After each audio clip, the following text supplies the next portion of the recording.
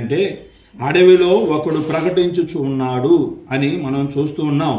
ఆ ఒక్కడు ఎవరు అని అంటే బాప్తిసం ఇచ్చు యోహాను ప్రకటిస్తున్నట్లుగా మనం చూస్తున్నాం.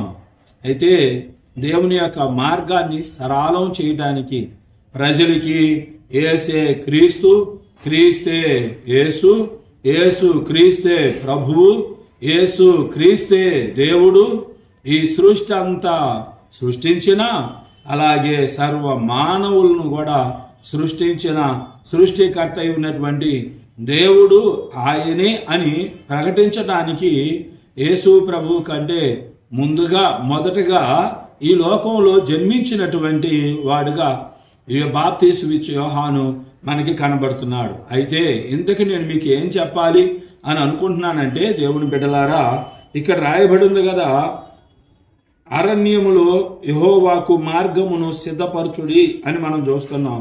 ఎడారిలో మన దేవుని రాజమార్గము సరళము చేయుడి అని చూస్తూ ఉన్నాం.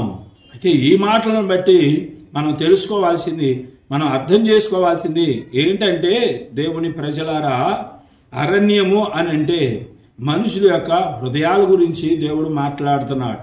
ఎడారి అని అంటే మనుషుల హృదయాల గురించి దేవుడు మాట్లాడుతున్నాడు. ఎలా ఉన్నాయంట మనుషుల హృదయాలు? అరణ్యం ఎలాగైతే గందరగోళంగా ఉంటుందో, అలాగే ఎడారి ఎలాగైతే గందరగోళంగా ఉంటుందో, అవి భయంకరంగా ఉంటాయో, ఘోరంగా ఉంటాయో, అలాగా మనుషులు హృదయాలు కూడా ఉన్నాయి అని దేవుడు మాట్లాడుతూ ఉన్నాడు.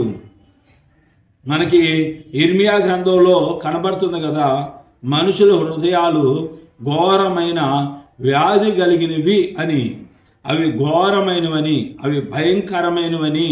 ఎందుకు ఘోరమైనవి భయంకరమైనవి అని దేవుడు మాట్లాడుతున్నాడనంటే, మనుషులు హృదయాల్లో రకరకాల పాప సంబంధమైన మాటలు ఉన్నాయి, పాప సంబంధమైన ఆశలు ఉంటున్నాయి, పాప సంబంధమైన ఆలోచనలు ఉన్నాయి, పాప సంబంధమైన పనులు ఉంటున్నాయి, పాప సంబంధమైన ప్రవర్తన ఉంటుంది. మనుషుల హృదయాల్లో చెడ్డవి ఎన్నెన్నో ఉన్నాయి అని మార్కు సువార్తలో మనకి కనబడుతుంది. కాబట్టి దేవుడి బిడ్డలారా,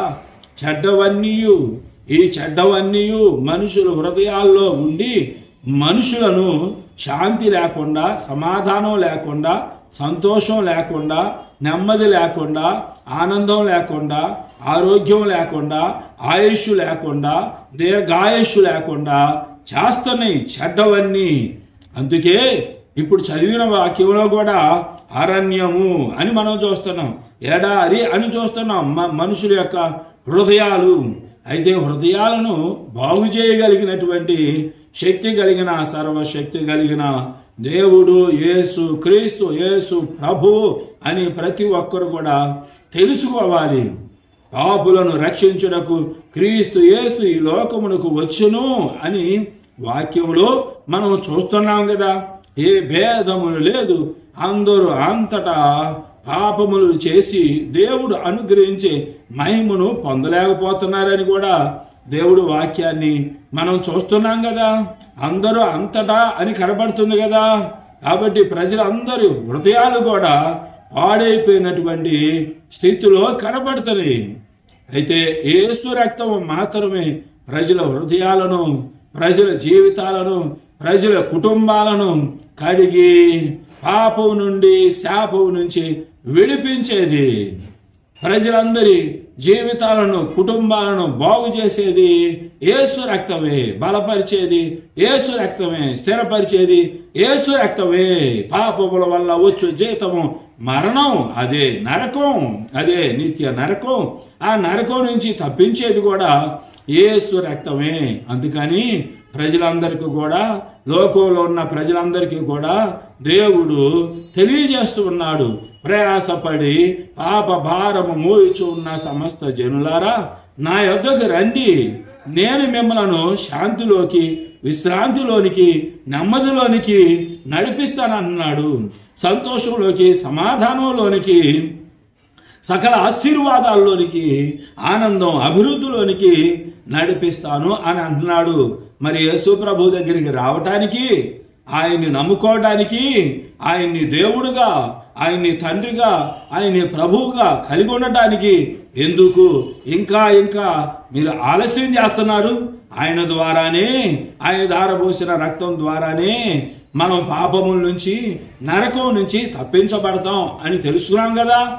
మరి ఆయన నమ్ముకోవటానికి ఇంకా ఎందుకు మీరు ఆగుతారు, ఆలస్యం చేస్తారు, వెనకాడతారు, వెనక్కి వెళ్ళిపోతారు? ఆయన జన్మించిన వెంటనే లోక రక్షకుడు జన్మించాడని తన ప్రజలను వారి పాపముల నుండి, తన ప్రజలను అని అంటే ఒక కులం వారి గురించో, ఒక మతం వారి గురించో, ఒక వర్గం వారి గురించో దేవుడు చెప్పట్లా. లోకంలో ఉన్న ప్రజలందరినీ కూడా నా ప్రజలు అని అన్నాడు. నేను మేపు గొర్రెలు నా వారు, నా ప్రజలు అని అంటున్నాడు. కాబట్టి లోకంలో ఉన్న ప్రజలంతా ఆయన ప్రజలే. కాబట్టి తన ప్రజలను వారి పాపముల నుంచి విడిపించడానికే ఆయన జన్మించాడని, సిలువలో రక్తం ధారపోశాడు అని దేవుని లేఖనాలు మనకి తేటగా తెలియజేస్తూనే ఈ సృష్టిలో ఉన్నటువంటి చరిత్ర అన్నీ కూడా తెలియజేస్తున్నాయి. పెద్ద పెద్ద జ్ఞానులుగా పిలువబడేవాళ్ళు, పండితులుగా, సైంటిస్టులుగా పిలువబడేవాళ్ళు కూడా తెలియజేస్తున్నారు. యేసు ప్రభువే దేవుడు, అందరికీ దేవుడు, అందరినీ రక్షించేవాడు. నరకం నుంచి తప్పించడమే ఆయన మనల్ని రక్షించడం అంటే.